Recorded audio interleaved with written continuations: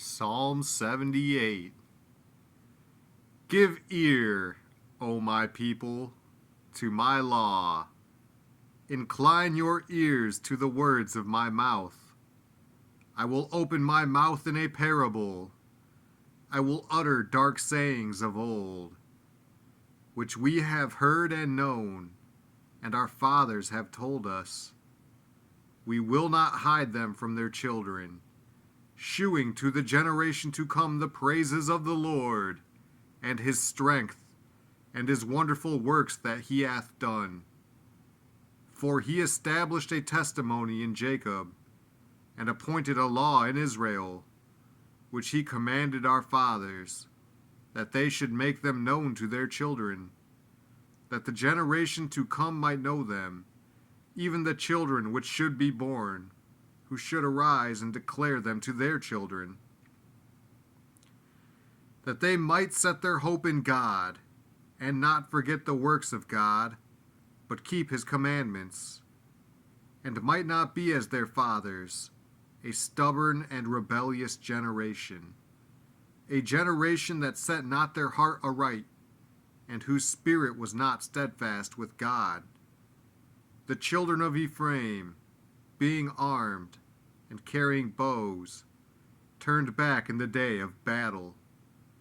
They kept not the covenant of God, and refused to walk in his law, and forgat his works, and his wonders that he had shewed them. Marvelous things did he in the sight of their fathers, in the land of Egypt, in the field of Zon. He divided the sea, and caused them to pass through, and he made the waters to stand as an heap. In the daytime also he led them with a cloud, and all the night with a light of fire. He clave the rocks in the wilderness, and gave them drink as out of the great depths. He brought streams also out of the rock, and caused waters to run down like rivers. And they sinned yet more against him by provoking the Most High in the wilderness. And they tempted God in their heart by asking meat for their lust. Yea, they spake against God. They said, Can God furnish a table in the wilderness? Behold, he smote the rock, that the waters gushed out, and the streams overflowed. Can he give bread also? Can he provide flesh for his people?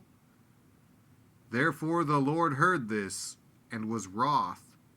So a fire was kindled against Jacob, and anger also came up against Israel, because they believed not in God, and trusted not in his salvation.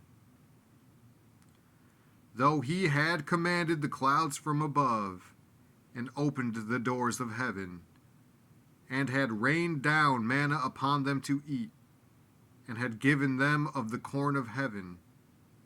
Man did eat angels' food. He sent them meat to the full. He caused an east wind to blow in the heaven, and by his power he brought in the south wind. He rained flesh also upon them as dust, and feathered fowls like as the sand of the sea.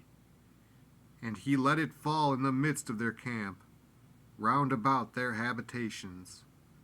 So they did eat, and were well filled, for he gave them their own desire. They were not estranged from their lust. But while their meat was yet in their mouths, the wrath of God came upon them, and slew the fattest of them, and smote down the chosen men of Israel. For all this they sinned still, and believed not for his wondrous works. Therefore their days did he consume in vanity, and their years in trouble. When he slew them, then they sought him, and they returned and inquired early after God. And they remembered that God was their rock, and the high God their Redeemer.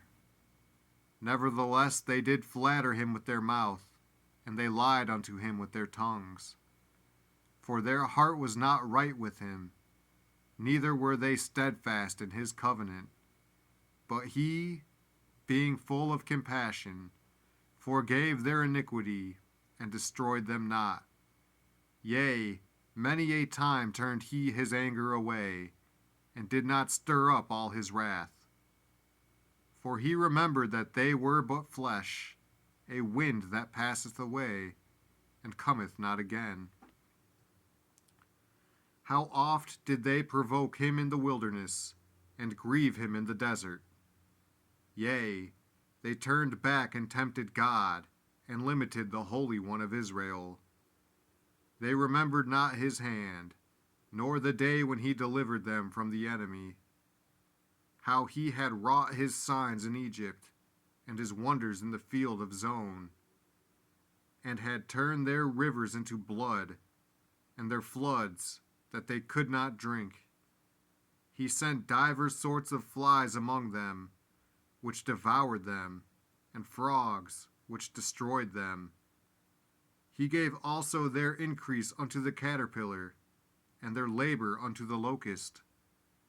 He destroyed their vines with hail, and their sycamore trees with frost. He gave up their cattle also to the hail, and their flocks to hot thunderbolts. He cast upon them the fierceness of his anger, wrath, and indignation, and trouble, by sending evil angels among them. He made a way to his anger. He spared not their soul from death, but gave their life over to the pestilence, and smote all the firstborn in Egypt, the chief of their strength in the tabernacles of Ham, but made his own people to go forth like sheep, and guided them in the wilderness like a flock. And he led them on safely, so that they feared not, but the sea overwhelmed their enemies. And he brought them to the border of his sanctuary, even to this mountain, which his right hand had purchased. He cast out the heathen also before them, and divided them an inheritance by line, and made the tribes of Israel to dwell in their tents. Yet they tempted and provoked the Most High God, and kept not his testimonies, but turned back, and dealt unfaithfully like their fathers. They were turned aside like a deceitful bow. For they provoked him to anger with their high places, and moved him to jealousy with their graven images. When God heard this, he was wroth, and greatly abhorred Israel, so that he forsook the tabernacle of Shiloh, the tent which he placed among men, and delivered his strength into captivity, and his glory into the enemy's hand. He gave his people over also unto the sword, and was wroth with his inheritance.